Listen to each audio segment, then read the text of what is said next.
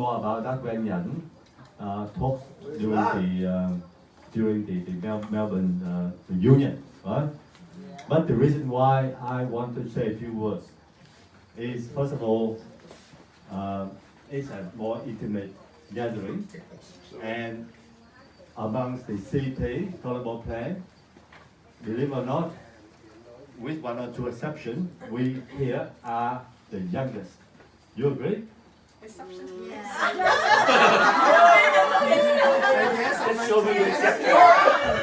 What do you mean by one or two? I don't know one. Somebody told me that's 73. Is it the last year? No. 74. 74. Okay. So 74, 73, and quite a few 72 here as well, right? Of which I am one. Okay. So if we do not step in, there's no one else. Honestly.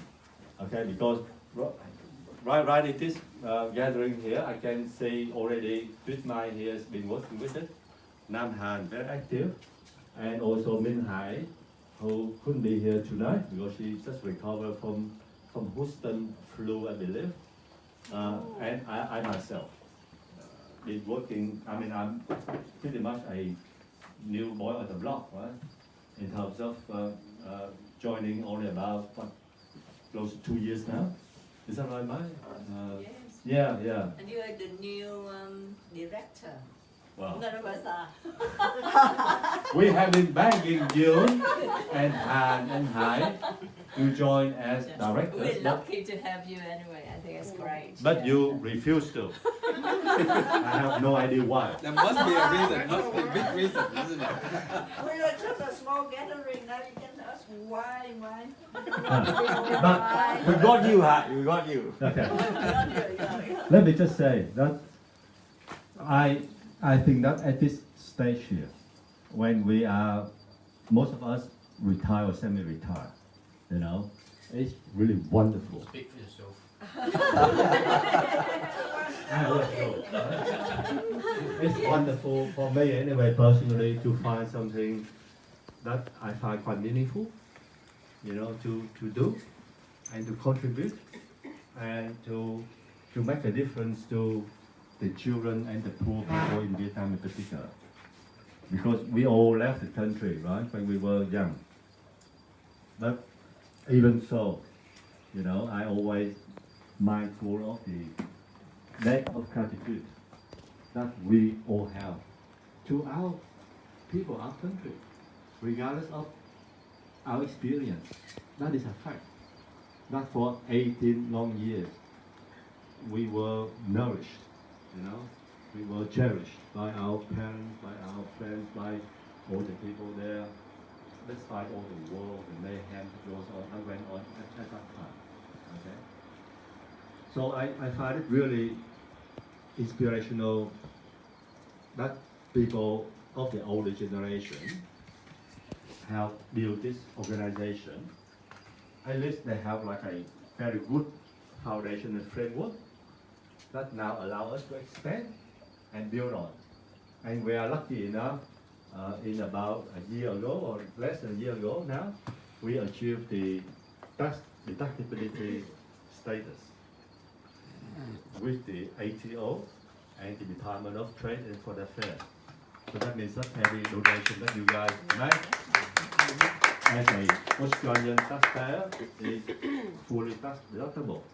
And that to me is a very strong, let's say, turning point for us to grow this organization. And often in board meetings and that we talk about goals and vision. I never said that to anybody, but I believe that we can easily become a $1 million at least organization a year. And you can do a huge amount, believe me, with Vietnam Foundation for that kind of amount. Because to give you an example, right now, right, we built a school. A school for up to 180 kids. 25 grand. 25 grand, 30 grand.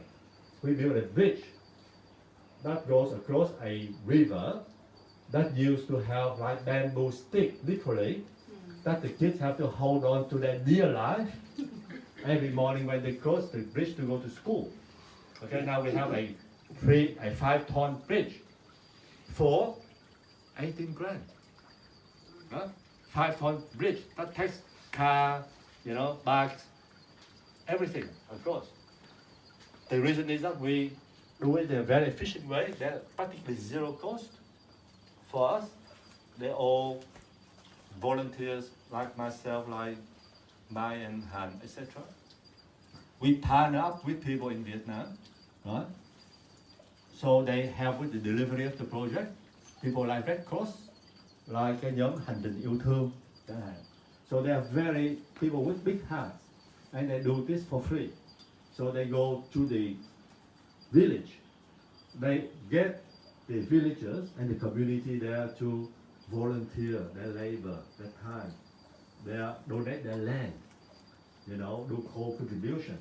So that's how our money that we put in there.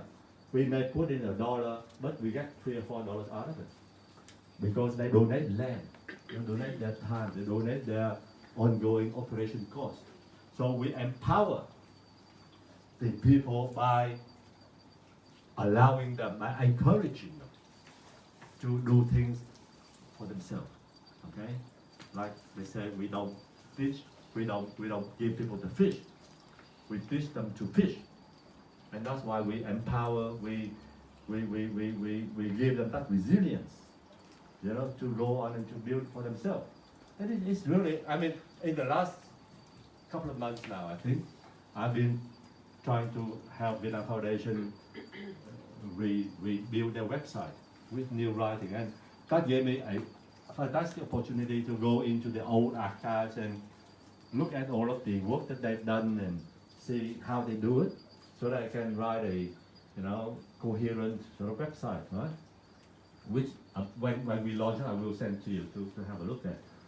But I really learned a lot, and the more I learn, the more I think that it is a wonderful thing, right? Especially for those of us here in Australia here.